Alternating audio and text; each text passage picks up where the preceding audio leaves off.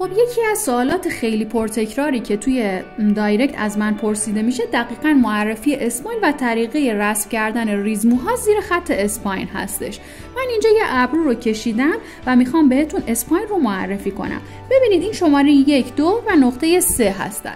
خب ببینید خط اسپاین از یک نقطه‌ای بین نقطه 1 و 2 شروع میشه، یعنی تقریباً یه جاهایی در این قسمت ها.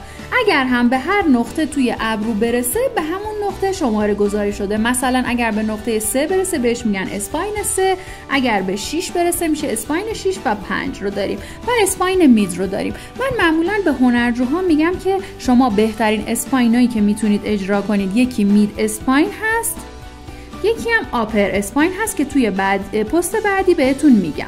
اینجا میخوام مید اسپاین رو بهتون بگم. گفتیم که بین نقطه 1 و 2 شروع میشه و به حد فاصله 2 و 3 میرسه. خیلی آروم با یک شیب کم، یک کمی هم میتونم بهش هلال بدم، وصلش میکنم به نقطه 2 و 3 دقیقاً به این حالت و شروع میکنم به انداختن استروک های اصلی.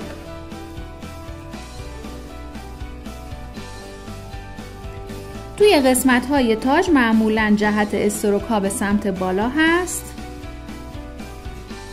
و هرچی که از تاج رد میشم جهت استروک ها باید خوابیده تر باشه و بره دقیقاً زیر خط اسپاین قرار بگیره.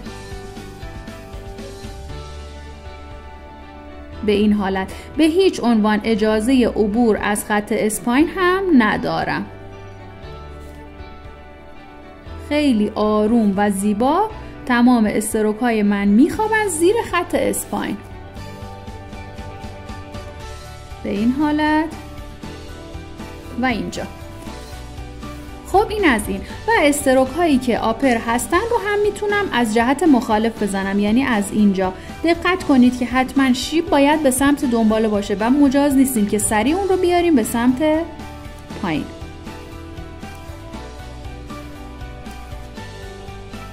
به این حالت. اینم هم از این. خب اینجا یه استروک خیلی خیلی مهم دارم که در واقع بهش میگن نقطه ترانزیشن که خیلی باید اینجا دقت کنید. من همیشه به بچه‌ها میگم یک پل ارتباطی هست بین استروک های تاج و استروک هایی که توی قسمت آرک هستن. از اینجا میتونیم بزنیمش و به صورت نیم دایره برگرده اینجا، یعنی در واقع این یک حالت پل ارتباطی هست که استروک های پایینی رو به استروک های بالایی وصل میکنه و باعث میشه که اینجا حفره و در واقع فضای خالی وجود نداشته باشه. میبینید که خیلی خوب کاور شد.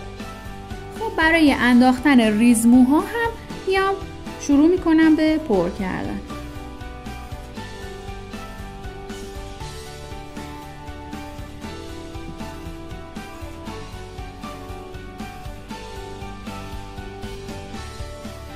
دقت کنید که در بعضی از قسمت ها اگر که مثل این فضا خالی تر بود میتونم با 2 تا ریزمو پرش کنم، ولی به هیچ عنوان همونطور که توی قسمت قبل هم گفتم مجاز به عبور از خط اسپاین نیستم و باید تمام استروک های من روی خط اسپاین بخوابن.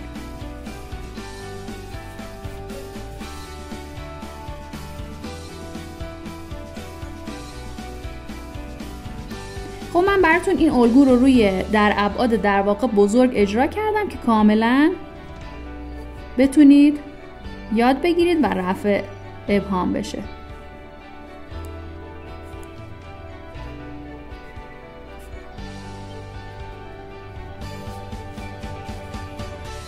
و برای قسمت های بالایی هم به این حالت میتونم استروک ها رو بزنم و به خط اسپاین برسونم.